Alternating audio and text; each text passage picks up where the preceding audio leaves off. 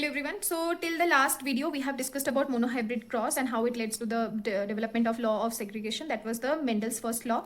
Today we will study about the inheritance of two independent traits, and in this case we will be studying the inheritance of two genes, as these traits that we will be considering are the qualitative or monogenic traits, and these cross is termed as dihybrid cross. So here, for example, with Mendel's experiment we will understand this.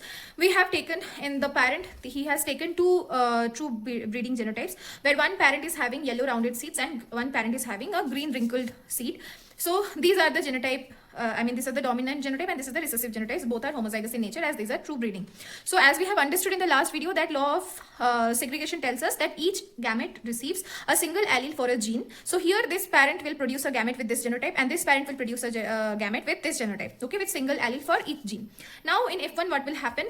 All the progenies will be of this genotype. As we know that this is the dominant type, so the phenotype will be yellow and rounded. The plants, those will be developed in the F1 by crossing, will have the yellow rounded phenotype of seeds. Now this, when this is selfed again, as we have done in the monohybrid cross, here also when F1 is selfed to generate the F2 generation, now this particular plant will produce 4 different types of gametes if we are considering two genes, right? So one will be one will be dominant for both allele, one will be recessive for both the alleles, and 2 will be of recombinant type. These are the parental type of gametes and these are the recombinant type of gametes, where one allele is dominant type and one allele is the recessive types, and vice versa. So if we see the Punnett square chart, here in the F2 generation, all these when crossed with male gametes, when crossed with female gametes, they will produce these phenotypes.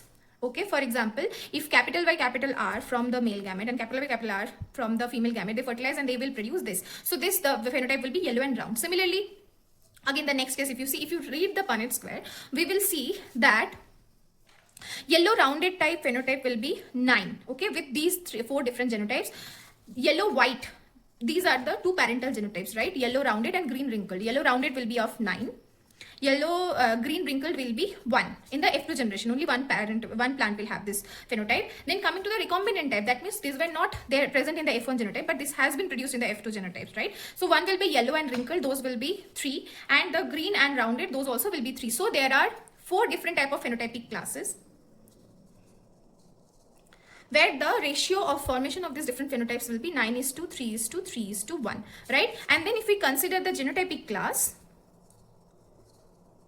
how many genotypic classes are there? 1, 2, 3, 4, 5, 6, 7, 8 and 9. So this is important from the MCQ point of view. So the total genotypic classes will be 4 and the total, phenotypic classes will be 4 and the total genotypic classes will be 9 in case of dihybrid cross when in the F2 generation, right? And what will be the ratio of these genotypic classes? So this is the ratio: 1:2:2:4:1:2:2:1:1, right? And what are the ratios tell you? These are the homozygous for both the dominant allele. These are homozygous recessive for both the allele, right? So this is the Punnett square that you can do, and I will not waste much time explaining this. So this is basically the dihybrid cross.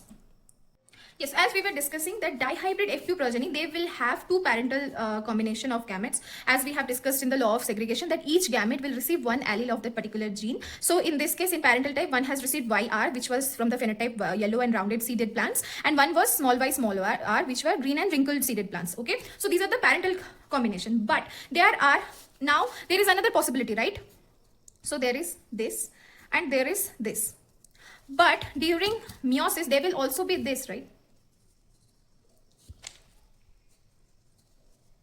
So these new combinations which are produced in this case, these are called the recombinant type, as opposed to this which are the parental type. Okay, so in this case both will be produced in 25% probability, right? The recombinant combination as well as the parental combination. So what does this tell us? That as we can clearly see that this has nothing to do with this allele. So each allele is assorted independent of the other. If it is there is a condition if these are not linked, that the linkage we will discuss later. It doesn't Mendel's law doesn't concern with the linkage part. Okay, so this is what is the law of independent assortment. What does it tell us? It tells us that alleles for different non-allelic genes assort independently of one another during gamete formation. The law of segregation told us that each gamete will receive one allele for each gene, and law of independent assortment tell us that when we consider more than one gene at a time, the non-allelic genes will assort independently of each other. That means each gamete will receive whatever the alleles. It has nothing to do with the other allele of other genes which are not linked to each other. Okay, now coming to the dihybrid test cross, as you remember, you can check the last video. In the monohybrid test cross we have seen, when we are crossing the F1 genotype with the homozygous recessive type, all the parents, the progenies were produced in 1:1 ratio. Similarly, when we will cross the dihybrid test cross, means here also the F1 progeny is crossed with the homozygous recessive parental type, where in this case, this was the heterozygous F1 and the produced gametes are of these, each with 25% probability. And this is the homozygous recessive parent which will have the gamete with the genotype, this small y, small r. So when these are crossed, naturally again, test cross will be showing us this, you can check with the Punnett square, that these different phenotypes are produced all in 1:1 ratio. So the motto to do the test cross was to confirm if the F1 was a true heterozygous or not, and this, when the 1:1 ratio comes, it proves that the F1 was a true heterozygous genotype.